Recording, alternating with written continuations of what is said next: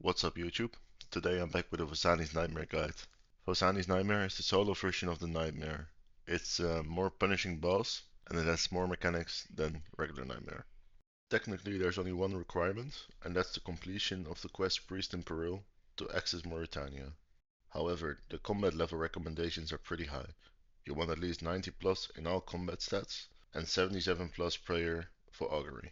For the gear recommendations, of course Inquisitor is best in slot. The Scythe is the best weapon to use, followed by the Inquisitor's Mace and the Soul Reaper Axe. If you don't have any of these items, you can downgrade it to Torva, or even Bendos, Blood Moon, or the Fighter Torso. Weapon wise, you can downgrade it to an Abyssal Bludgeon, or even the Fang or the Dualies from Blood Moon. They work fine as well. If you are not using the Scythe, I do recommend bringing a Lightbearer as well.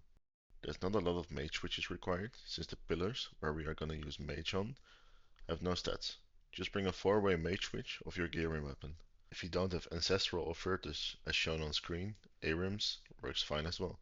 Other than that, bring a Webweaver bow or a blowpipe for the Sleepwalkers, a ham joint for the husks, any god swords for the parasite, and a DPS spec weapon, ideally the Voidwaker. The Voidwaker is twice as good as any other spec weapon.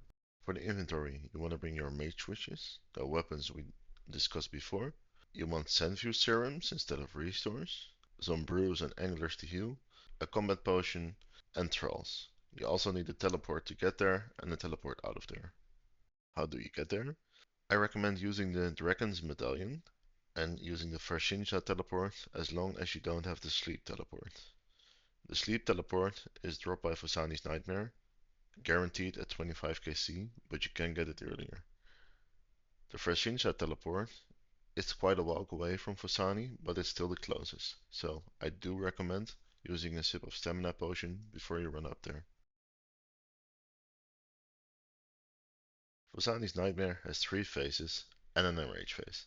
Every phase of the first 3 phases you will have to get Phosani's HP down to 0 and destroy all of the 4 pillars. The Enrage Phase is a little bit different, which I will explain later in the video.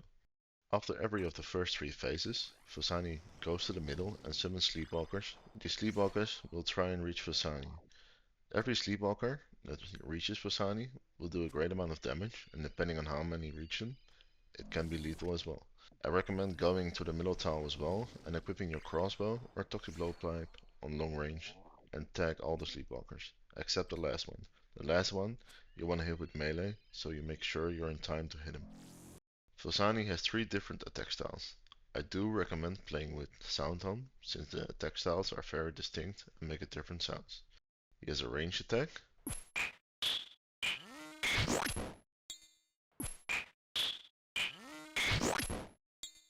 a mage attack,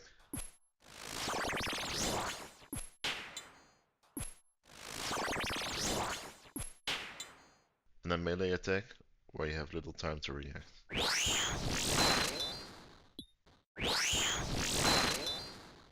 Phosani has a total of 6 special attacks. He will only do these special attacks in the first 3 phases, so not in his Enrage phase. The first special, Husks. He will be frozen in place while getting attacked by 2 husks. Every weapon on the Crush tile lands a max hit on these husks, therefore it is recommended using the ham joint on Crush because of its 3-tick attack speed. The second special attack, Spores. Spores will spawn in the arena while Phosani keeps summoning his Grasping Claws around the arena.